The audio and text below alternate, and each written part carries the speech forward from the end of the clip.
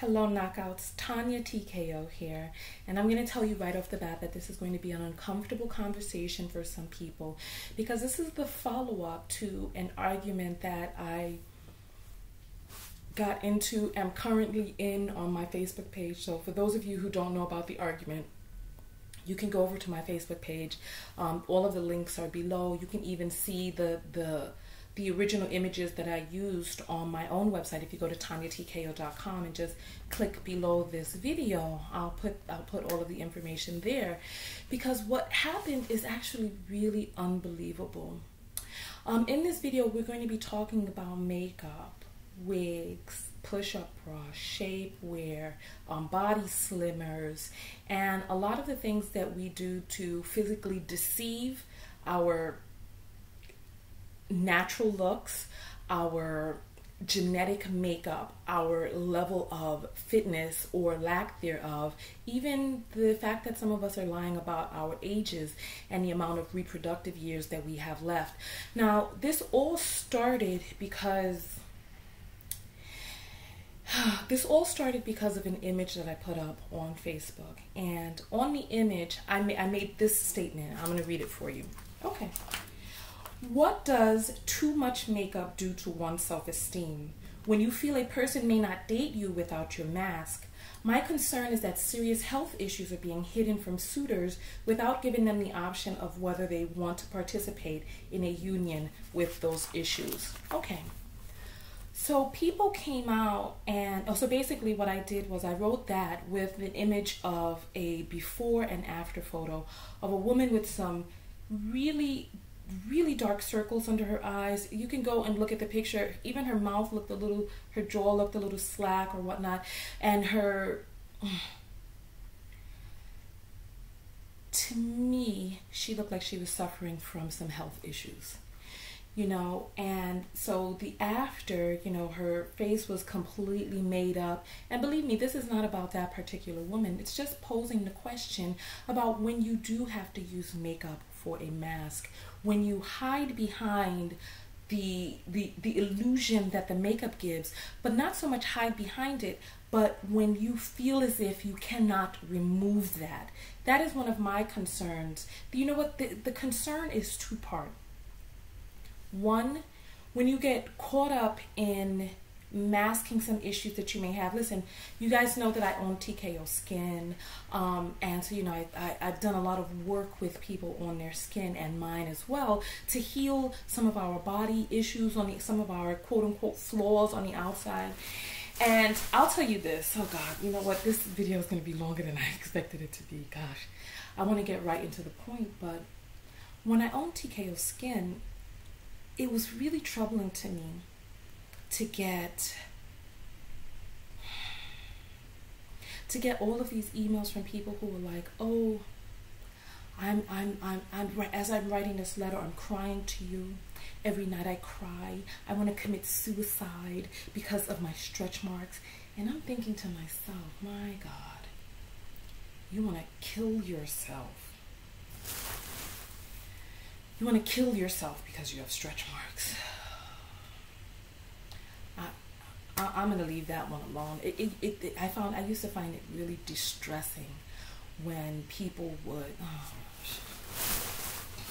right, let's move on to the next topic. All right, skin is the largest organ that we have. And a lot of our skin issues, a lot of our internal health issues show out on our skin. And we live in this whole microwave generation where we want everything instantaneously. I mean, I look at our attention span. It's like it's gotten to the point where people have to make 6-second complete videos in order to be able to keep people's attention on the internet. It's like this is the age that we live in, where people want instantaneous results for their finances, for their health and body, for any number of things. They want instant results. They want it right now. They don't want to work for it. A lot of the issues that we have, if we just did a little bit of research, so a lot of the skin issues that we have, all we need is a colon cleanse. It's like all you need to do is just drink more water.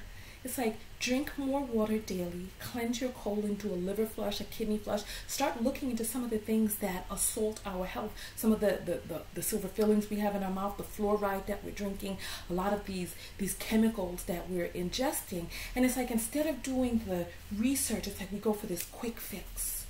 Oh, let me put on this mask. Let me cover this up instead of working on it. Now, you all know me because you've seen my videos where I've done without makeup. And it's, as a matter of fact, in this video, I decided to make this video without makeup. And as a matter of fact, I decided to make this video with a wig on. And you guys have seen, since I've done my big chop, that I've not worn any type of wigs or hair pieces or whatever. Because for any number of reasons, because I like being natural, but I put this wig on today to prove a point, because there were some people who were putting up my images of me with no makeup on. God, see, and the thing is, like, people they just don't get it. We don't get it. The fact that you are able to see a plethora of videos of me with no makeup on only goes to prove my point. My issue is that, and listen, and people were talking about, I'm bullying and I'm shaming people. Who was I shaming? Who did I bully? What did I say that was negative about this person? That's what's confusing to me. And then people were like calling me out my name, calling me the B word, going in and all this other stuff. Let me get back to the point. It's like the fact that you can find any number of videos or images of me without makeup on is indicative of the belief that I have. Listen, even this, look, even this wig, even this wig, come off. I've taken off my wig in any number of videos, but this is not about me, because the makeup is not my mask. The wig is not my mask. We all have some sort of mask. You know, one thing that just really got me, there's so much that I want to say in this video. One thing that just really distresses me, right, is that people don't really realize that there is nobody else except for you. There's nobody else except for me. When people read this statement, a lot of people were coming out and they were angry. They were angry at my statement. They were sad at my statement. They were feeling attacked. They weren't feeling attacked because of what it was that I said. They were feeling attacked because of what it is that they feel and the indictment that they feel because of whatever insecurities they have about their use of makeup. Look, what does it do to your self-esteem when you are dependent on a mask and a person is with you because or was attracted to you because of this mask, and this mask is hiding something,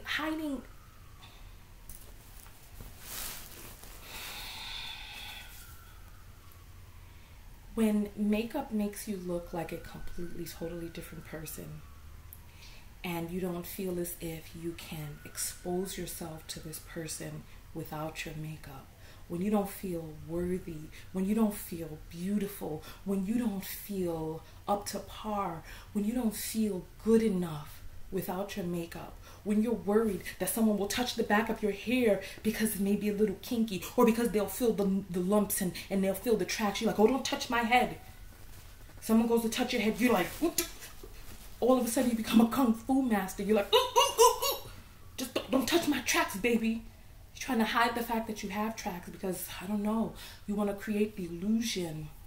When someone goes to put their hand around your waist and you're like, oh, don't, because you know I'm wearing my shapewear. You know, and it's like we have all of these different things compounded upon us, layered upon our bodies, hiding beneath the shield of these things. And the reason why I bring this up is because I remember a few years ago, I used to wear, I thought they were really cute. I used to wear these greenish hazel contacts. If you do a search for my video, I did a video, it was like Tonya's Big Secret or something like that. And I had in these hazel contacts. This is when I used to flatten my hair down when it was when it had the texturizer and it was blonde. I used to wear these hazel contacts. And I remember when people used to be like, oh my goodness, you know what? It's so tough being black.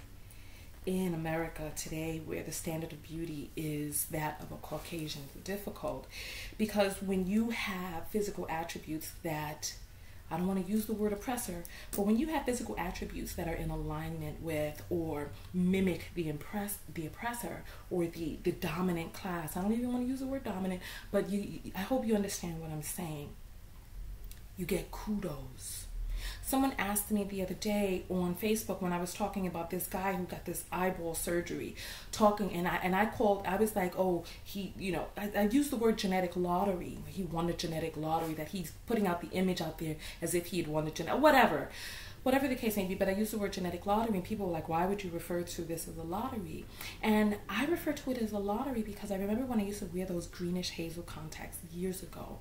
And I remember, and this is why I'm saying it's so sad and it's so hard being a black person in present day America, because men used to stare in my eyes. Oh my God. They used to be like, oh, your eyes are so beautiful, this, that, and the other. And they used to treat me like I was better, because I had these greenish hazel, and they were made from a company where take a look, the greenish hazel contacts, they looked very real. And they were made by a company that specializes in making it look real, and it looked really good with my complexion and all this and the other, and I thought it was cute. But the way that people were treating me, and the way that Caucasians were treating me, opening up avenues for me that were not there previously, and the men, their aggressive pursuit of me because they felt that I had the genetic coding for green eyes. It was like they were so aggressively pursuant. And I was like, I don't know, it made me feel horrible. It did. It made me feel like who it was that I was naturally just wasn't good enough, and that with these green eyes, all of a sudden, I was getting all of this attention. All of a sudden, I was getting all of these things for free. All of a sudden, I was getting all of these kudos, all of these accolades, and all of this attention. And it made me feel horrible, because it was like, this is what I have to do to get this level of attention. And I had to stop wearing these contacts. Even though I really loved them, I had to stop wearing them because of the effect that they had on other people. I really, listen, I don't want to go off on a different tangent, but I'm going to say this, and I'm going to leave that here in this video. There are a lot of black vloggers and bloggers, black male vloggers and bloggers, who come out and they start talking about how white women are better than black women, etc., right? And I know, how do I put this without being offensive? Let me just say, because time is ticking, right? I know, and they're like, oh, white women treat you better, and this, that, and the other, blah, blah, blah. And I remember when I was, this is a quick tangent, I wasn't meaning to go on, but I remember when I was in Miami in my 20s, and I decided to stay in Miami for a few months. I remember the Super Bowl had come near, and there was this really handsome football player that was across the way, and he was like barreling his way through the crowd to get to me. And I was like, wow, because the way he was coming through that crowd with force, and he was so handsome, and I was just like, let me just stand here until he gets here, right? Until he came and barreled right past me too. And when he barreled past, I was like, what's happening? And I turned and I saw who it was that he was barreling to get towards. And he was going to get towards this Caucasian young lady. And he was like, and she was just an average looking girl. She didn't have like the makeup and the weave and all this stuff. Just an average looking white chick, with a little bit of a bare belly or whatnot. And I was just like, wow, I found it really interesting. And he was like all over her the whole night. He was offering her drinks and all this other stuff. And it became a pattern over this weekend where like these football players were just totally not interested in black women at all, right? And so the way that I am, I want to tie the two thoughts together, is that I wonder, because I know how well and how aggressive the pursuit was of me when I had these hazel contacts in, because people thought that that was genetically what I carried in my DNA. I wonder if in a society like ours, I wonder whether or not people with certain physical characteristics or physical attributes are treated better because they have the genetic coding for whatever it is that this other person wants. So I don't know. I'm going to leave that right there. You can answer that below if you choose to. But this video is really about the makeup and our dependence on it, and our using this as a mask. And I wonder, because every time I received the compliment on these contacts, it didn't make me feel good. When I had this, when I used to wear that long weave back in the days, this was before I'd even gotten on. Oh wait, I had one, yeah, but before I'd gotten on YouTube, I used to wear this long weave. And I remember I was on this radio show, and the radio host was white, and he was like, I told him that I was bicultural. And when he found out that I was bicultural, he was like, oh my God, no wonder you're so beautiful and all this stuff, other stuff, because he thought that I had said biracial. So that was all he had needed to hear for him to be like, oh, no wonder you're so beautiful, this, that, and the other, because, you know, obviously because you have some white in you. And I was like, no, I'm bicultural. My father is Caribbean, my mother was American. And so I wonder if, listen, I wonder if, number one, I wonder if people, quote unquote, treat you better if they think that you're of a certain genetic makeup.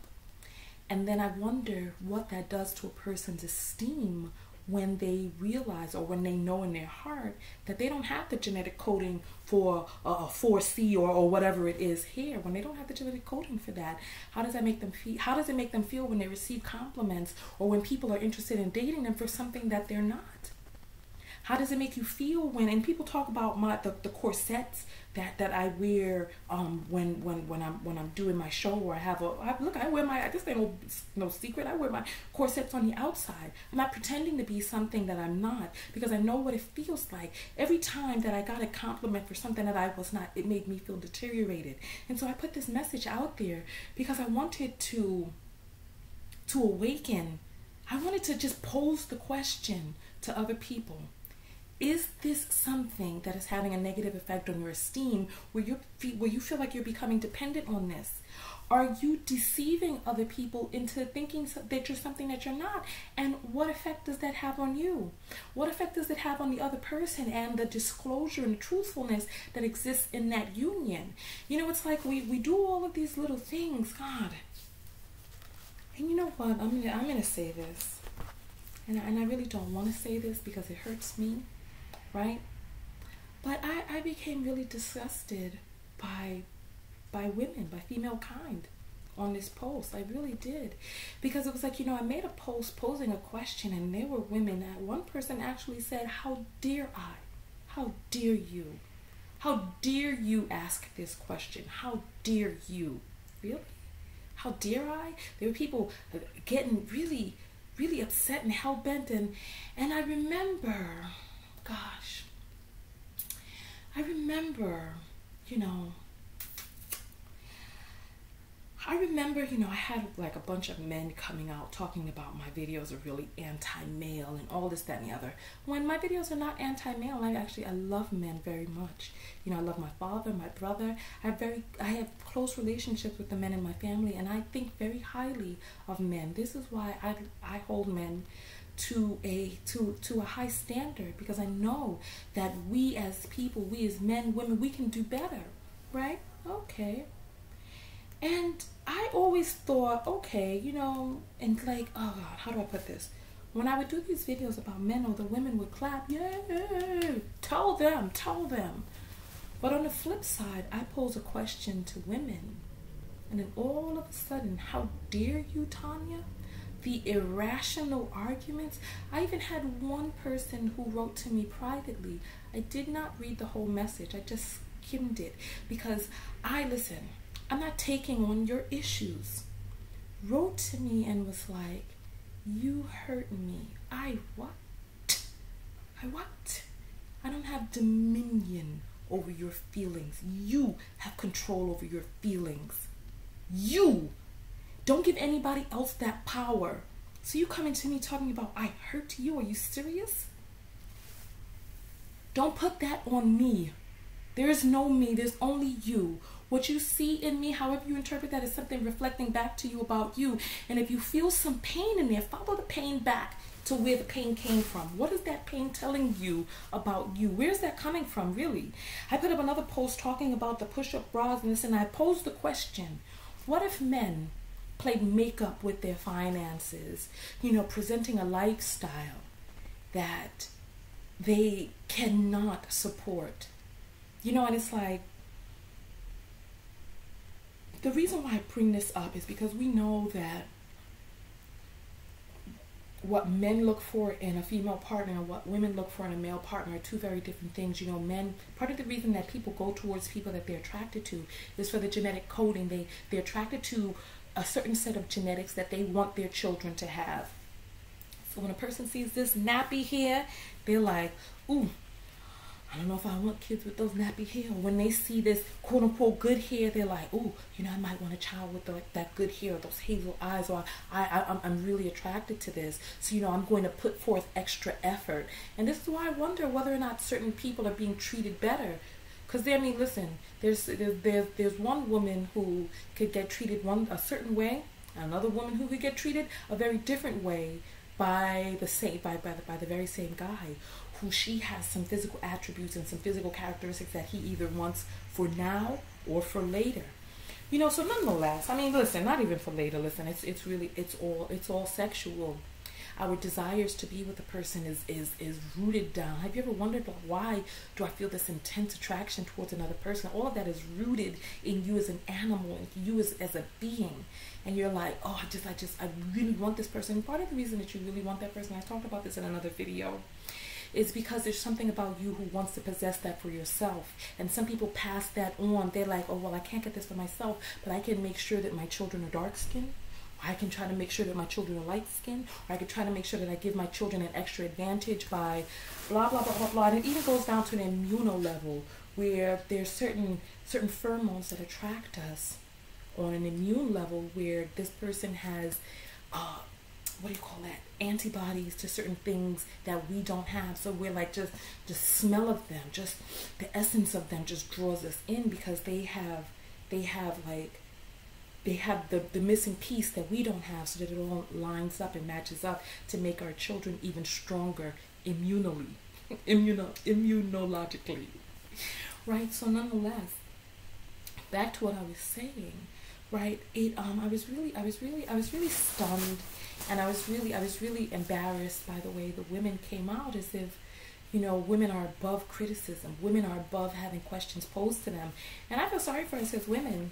If this is the way that we handle arguments in our private lives, if when someone says something, we just become completely irrational, we don't want to listen, we want to bash, we want to start throwing accusations, you hurt me. No, baby. See, this is part of the problem right there. You're assigning people, first of all, you're assigning your happiness, your state of well-being onto someone else, especially someone like me, someone you don't know. Then onto people inside your personal and your private life, you're assigning them, please take ownership of your feelings, honey. They're yours. Only you control them. You experience an emotion because that's the emotion that you choose to experience. Take ownership of that. Don't push that onto anybody else. And then second, let's talk about, this is why we have so many issues as women, why we can't really rise up. We really need to, listen, we need to get it together. We need to think more logically, more rationally.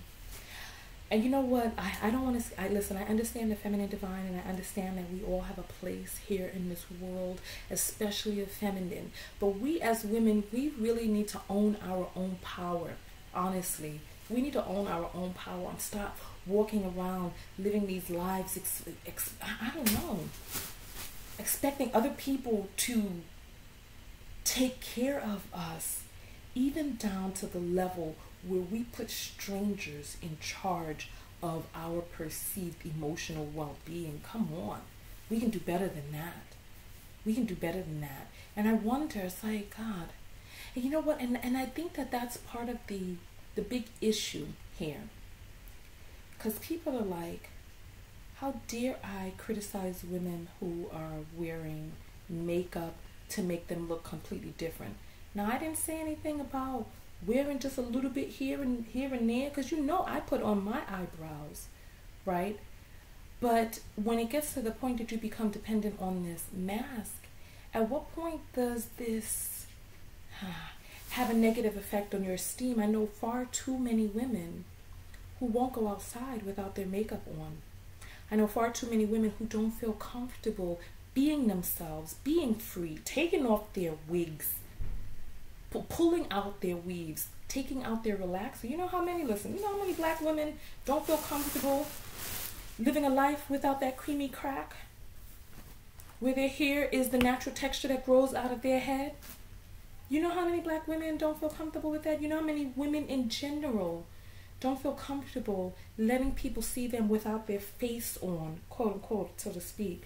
And you know what? It's perpetuated from a lot of different angles. I remember in that Steve Harvey book, and I'm going to get out of here soon, in that Steve Harvey book, Straight Talk No Chaser, where he was saying that he was with his wife for years before he'd ever seen her without makeup on.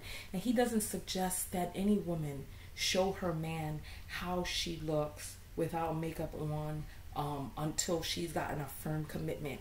He used to say that even to the point where they would lay down for afternoon naps, that she would run out of the bed to jump into the bathroom to make sure that she was put together and presentable for him. And he was like, oh, how he applauds her for that, and he thinks that all women should do that. He was like, because the women at your man's job are wearing makeup and looking together. So if you're not wearing makeup and looking together, then your man is going to start looking at them, blah, blah, blah. And I'm like, I put his book down after I read that. Honestly, I couldn't finish the book.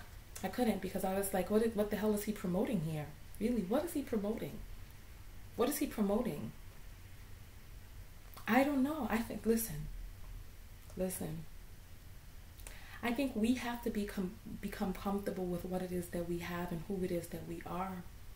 When you become dependent on these masks, when you become dependent on these accoutrements,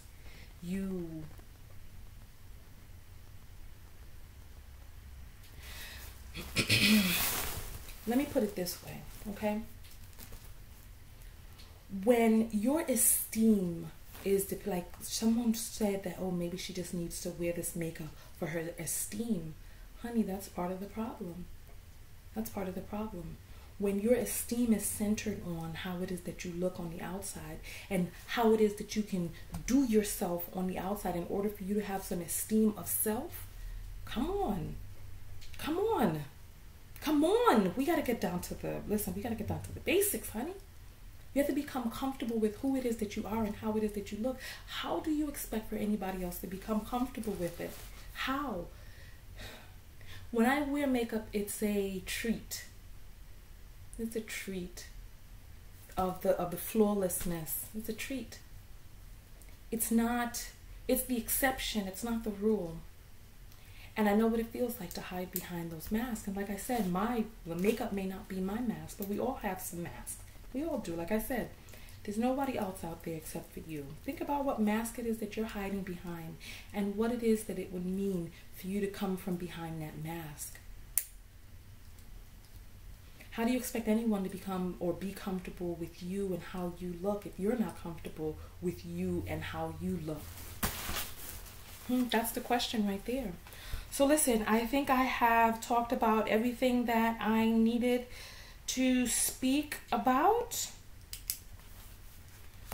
You know, I want to talk about in the next video, how is it that I'm able to love myself even when I'm fat? Because I had somebody tell me, a person that I had dated told me that I need not make videos until I lose weight, and I had to tell him a thing or two. So I need you to, and see, this is listen, you know what?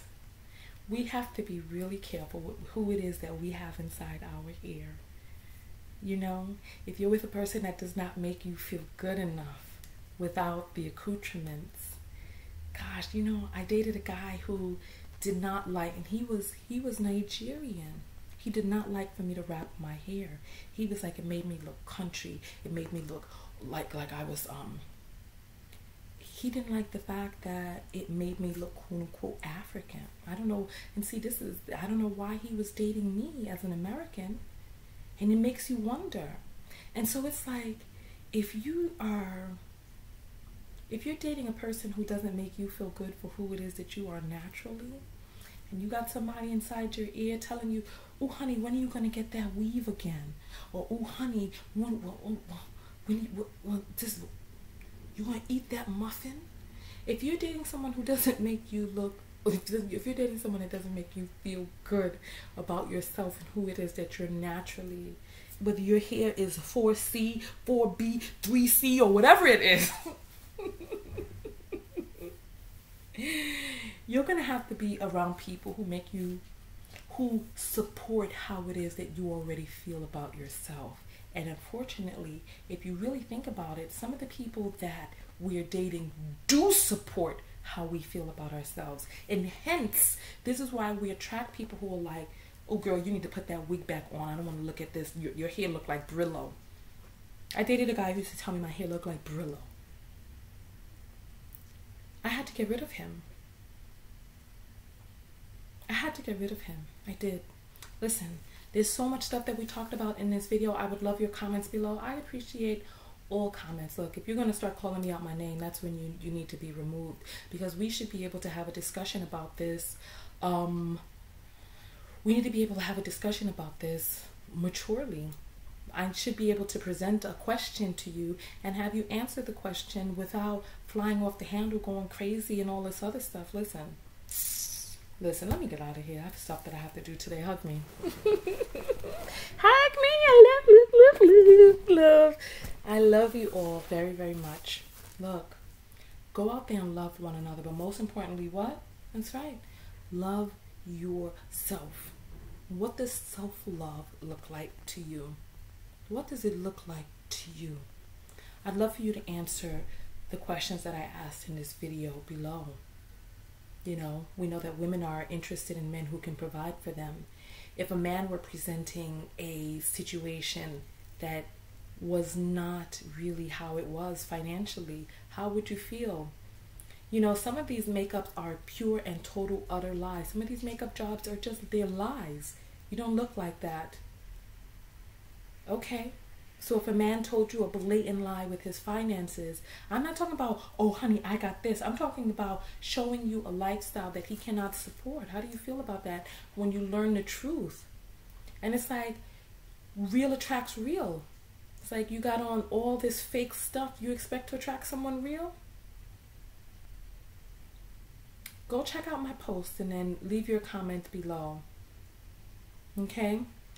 And if you made it to the end of the video, I want you to say this sentence: I am real because I, and then put that below. So listen, TonyaTko, and I am out. Peace. I love you. All of my links are below. Okay.